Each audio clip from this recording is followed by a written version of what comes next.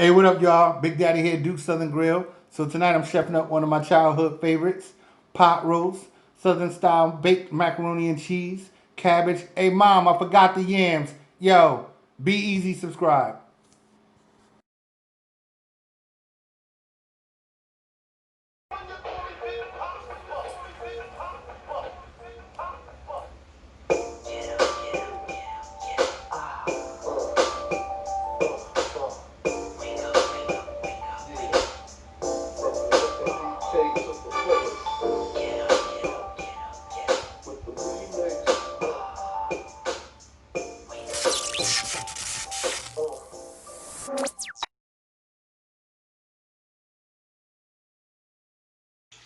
Hey, what's going on, y'all? Big Daddy here, Duke Southern Grill. So it's a nice Sunday morning. About to start off my day by cooking one of my mom's favorite dishes. Well, you know what? I would say it's my favorite dish. She used to cook it a lot for me. It was just totally awesome. I haven't had it from my mom in a while, but it's pot roast. You know, with the onions and potatoes and carrots, oh my, and all that. And she would always cook it with cabbage and macaroni and cheese. Ooh, cornbread too. I don't know if I have enough cornbread. I gotta check. But anyway, so that's what I'm doing today. My little spin on it. So, moms, once again, thinking of you creating this meal. So, let's get started with the pot roast. I have about 4 pounds top around here. I just pulled it out the fridge. It's been marinating. Look at that. Oh yeah. So that has been sitting in a little bit of everything. Big Daddy special bits of everything. So we want to start off with, I had about 3/4 of a cup of red wine. For this amount of meat, you're uh, looking at splattering. Let me step back a little bit. Looking at 3 to 4 teaspoons of onion and garlic powder. Um, no, let's go with 2.5 teaspoons of salt. Try to stay away from the table salt. And you want to go with about 1.5 teaspoons of pepper. That's about all I can share as far as my seasons go. But that right there is a good start. Nice little marinade. So I'm about to put this in this angry pan here.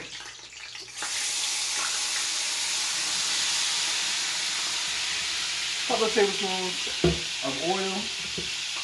And I like to brown mine on all sides. If that's a step that you don't want to take, don't worry about it. Just skip that step.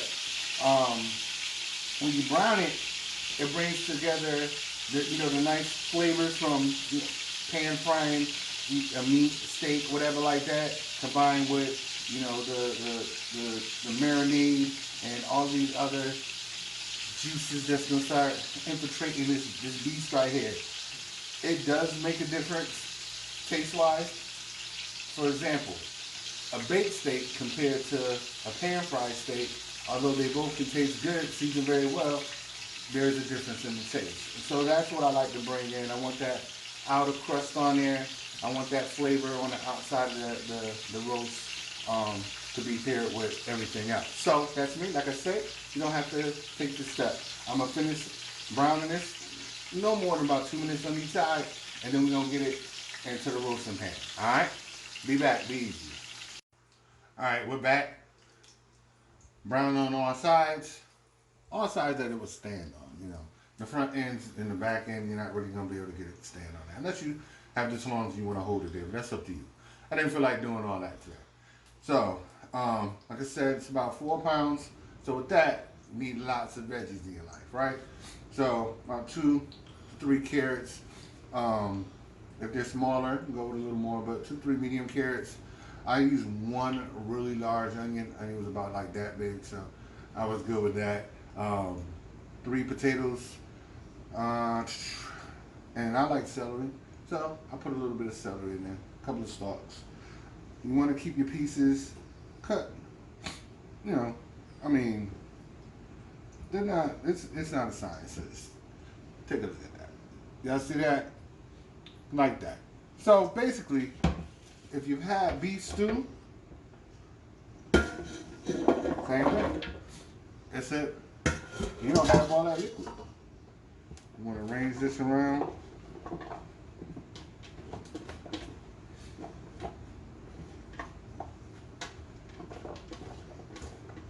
Some people season their veggies before they, put them in. I don't really do that. My meat is seasoned very well, and when it's mixed the juices during the cooking process, this will be covered and taken care of. All right, so it's gonna go 325, 30 minutes per pound, about 30, 35 minutes per pound. Be back, be easy. Hey, what's going on? So, while the roast is doing its thing, we on to cabbage, okay? So, this is just, it's just us in the house. So, if you're cooking for a larger family, hopefully you don't have too many guests over your house right now, because it's still a little iffy out there, so I hope y'all being safe. But small family, one head, about medium to medium large. If you're cooking for a larger family, just double up on what I'm about to tell you right now. Except for the grease, you don't want to double up on the grease. You got about a quarter cup of bacon fat up in there. Like I said, it's a medium to large head. If it was a smaller head, I would only do maybe a couple of tablespoons. You don't want to use too much fat. That's all that I have going on in the pot right now. Once this cooks down and about halfway done to where it's almost tender but still has a little crunch, that's when I like to season my cabbage. Salt and pepper to taste. Maybe about, if you're doing this size head, half a teaspoon to 3/4 of a teaspoon of crushed red pepper, about a tablespoon of sugar, and you can leave it at that. Honestly, that's nice and basic. You're gonna have a little bit of your sweet with a little bit of heat, and how much salt you like. Now, that's not usually what I do with my cabbage. I'm not even gonna lie to y'all, but I can't. We all gotta have our own thing, right? We all gotta grow, stand up, and walk on our own path of culinary goodness. So salt and pepper to taste to start off. And y'all know what y'all like. Y'all know what y'all families like to taste. Open up that seasoning cabinet and, just do a little at a time. Moderation. Because if you overdo it, it's going to be nasty. Can't wash it off. Trust and believe me. So that's going to cook down for about, I'd say another 15, 20 minutes. You don't want mushy cabbage. Let it do its thing, okay? Start it off on like a medium-high heat. Once it goes down, it reduces inside. As we like to say, shrinks. Let it simmer, cover, let it do its thing. Alright? Just watch it so it won't get mushy. So we're gonna let the cabbage finish doing it. We're gonna be back with the next step. Be easy. Hey, what's up, y'all? So now that the cabbage is simmering, got its seasonings incorporated in there, and it's just everything, all those elements are coming together for a nice side dish. I'm telling you, well done cabbage, done the right way rather, it's awesome. If you haven't had it, try it. If you had it and it was messed up, try it again. Don't throw away the cabbage because somebody made it greasy or scorched it or something like that. And believe me, it's an awesome side dish. Now on to this step, macaroni and cheese. I'm sure y'all seen my videos. I've done my macaroni and cheese numerous ways, but today's a little different. I'm doing Southern style macaroni and cheese, or soul food macaroni and cheese, or a lot of people like to say it. I hope this doesn't offend nobody, but if it does, my apologies ahead of time. But black people's macaroni and cheese. It's just a different way. It's just a different way that we do it. It is what it is. You know what I'm saying? There's no cheese sauce in this recipe and nothing like that. Basically, it's almost like a one pot deal. We're gonna start off though by boiling the noodles. So, of course, get your pot boiling with the water first. I've actually had some people that I used to help out with cooking, teach them how to do it. They would put the noodles in the pot, no water, and then try to bring that to boil. Don't work out that way. If you have cheap noodles, you might want to add a little bit of oil to your pot, just a little bit, because the cheaper ones tend to be a little bit more starchy and they'll stick. All right, so depending on what kind of stove you got, if it's working well, whatever, is gonna determine the cook time. These are on high. On my stove, it's gonna be about 6 minutes to their al dente. It's a little al dente. All right, I'll be back. Y'all be easy. Alright, so in this bowl, yeah. See that? Let me get a close up. Okay. Alright, in that bowl, you got a couple of things. You got some evaporated milk, about 1 cup. You have about 2 cups of cheese, non-specific. I know I'm probably about to get fussed at by a lot of people.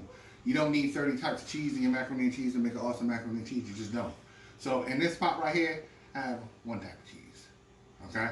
And my macaroni and cheese is off the chain.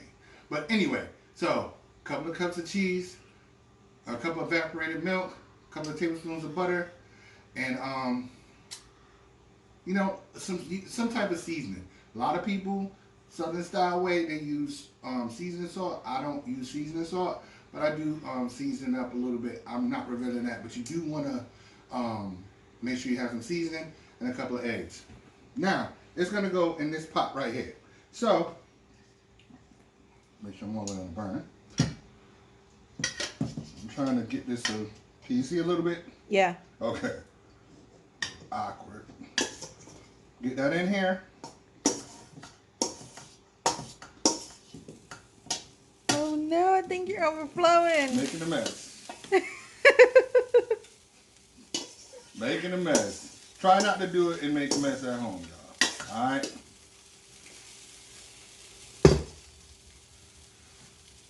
All those good bits. Don't worry, I'm going to pick those up. And just stir it in. Don't worry about that. Just stir it in until the cheese starts melting down. You want this on about low while you do this. Let me finish this up. I'll show y'all what it looked like. Be back. Be easy. Alright, so now that we done picked up our couple of cheese cubes that escaped out of that tight pot, rushing. You know what I'm saying? When you're rushing, things always happen. Stirred it up. That's what it looked like. Most of them, I'm going to say about 80%, all the way melted. Save yourself some time. Try to cut them around the same size, and you know you'll get them all melted. But it's gonna be banging just the same. Those gonna cook down. Then you just want to top it with some cheese, and that's it. It's gonna go in the oven, 350 for about 25-30 minutes. I'm show y'all what this look like. Be back. Be easy. Hey, what's up? Now that my tongue ain't tied and you know I ain't choking out no more, I forgot to say, for those who like that, you know, little crunch top on it, 2 tablespoons, 3 tablespoons of butter, melted, mixed with a cup of breadcrumbs, panko breadcrumbs preferred, and you just sprinkle that on top. Alright, I just thought I would add that in there for those who like it. I don't like it. That's why it ain't on this. Like I said though, this is gonna bake in the oven, 350 degrees, for about 25-30 minutes. Y'all be easy. Hey, what's up, y'all? Thanks again for stepping up into the kitchen. I know I done changed up a little bit. See, that's why I was rushing earlier, because you know I had to go make my meeting. You know, I got to get that spiritual food. You know, for those who watch my videos, it's all about that. You know, got to give it up to Jehovah God. It's just something I got to do. But you know, I was in here cooking. One thing I'm not gonna do is let anything interfere with catching that meeting. I don't even want to miss 5 minutes of it. So that's why I was rushing around to spill some cheese. Y'all was with me when I splashed some of my evaporated milk. Y'all was with me when I just went blank and just started stuttering, sounding like Porky Pig. Y'all stayed with me though. Thank y'all. That's mad love. But we back. The meat was awesome. Y'all gotta check one out. I ain't gonna get into that though. I ain't gonna mix the two. Physical food. Got that Southern macaroni and cheese, the soul food mac. For those who have coined the phrase, I have not coined this phrase. That's what they call it. Also known as Black People Mac. This is the way that, you know, most black people have been cooking it for years. My daughters, they crack it up when I say that. But that's just the way, yeah, I ain't make that. You know I ain't make that name up, so don't even go there. But, I mean, that looked good. I can't wait to dive into that. Different from my normal with the cheese sauce, but banging. Follow that recipe, try it out, see if y'all like it. But, you know, come on. Most of y'all Southerners out there done had that kind of mac before. Anyway, we got the roast. This is what we started off talking about, right? That pot roast. Excellent. Flavorful, succulent, juicy, tender. It ain't like my mom's. You know what I'm saying? That's just how it is, right? You grew up, your mom's making you all this kind of food, you love it. You know what I'm saying? Even if you come up with different ways to hook it up, you always remember mom's recipe, right? That's that. So, cabbage. I'm real finicky with I guess I'm a cabbage snob. Take a look at that. See, y'all can't tell right now.